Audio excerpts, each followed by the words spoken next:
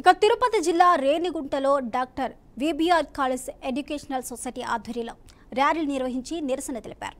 కోల్కతాలో డాక్టర్పై జరిగిన ఘటనను తీవ్రంగా ఖండించారు. నిందితులను కఠినంగా శిక్షించాలని VBR college correspondent Vijayabhaskar demand చేశారు.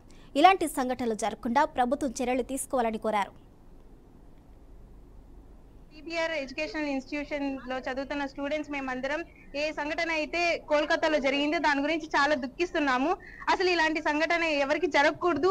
అండ్ తన వర్క్ చేస్తున్న ప్లేస్ లోనే ఒక అమ్మాయికి ఇలా భద్రత లేదంటే ఇంకెక్కడ ఉంటుందో నాకు అర్థం కావట్లేదు. ఒక డాక్టర్ నే మనం ప్రొటెక్ట్ చేసుకోలేకపోతే అసలు డాక్టర్ బయటికి ఎందుకు వస్తుంది? మనందరినీ ప్రొటెక్ట్ చేయడానికి వస్తుంది. అట్లాంటి ఒక డాక్టర్ ని మనం ప్రొటెక్ట్ చేయలేకపోతున్నాం అంటే మనం ఇంకెవరిని ప్రొటెక్ట్ చేస్తాం?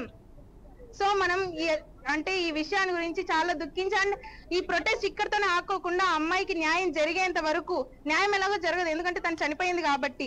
ఆ దుర్మార్గులకైనా శిక్ష పడాలి కాబట్టి వాళ్ళందరూ బయటికి రావాలి, వాళ్ళందరికీ శిక్ష పడాలి. Happened in Arjikar Medical College in West Bengal, Kolkata. This is very shameful for us. We should protest for our doctors. This is not a case for only doctors. This is a protest for all India. Everybody, every girl is not safe on her workplace. This case happened on her workplace. Are we safe? Are we really safe in our own work? స్వతంత్రం వచ్చి 78 సంవత్సరాలు అవుతుంది. ఇంత 78 సంవత్సరాలకు స్వతంత్రం వచ్చినా మనకు మాత్రం ఆడపిల్లలు రాత్రులు బయటికి వెళ్లాలన్నా భయం అవుతుంది, ఎక్కడ తిరగాలన్నా భయం అవుతుంది.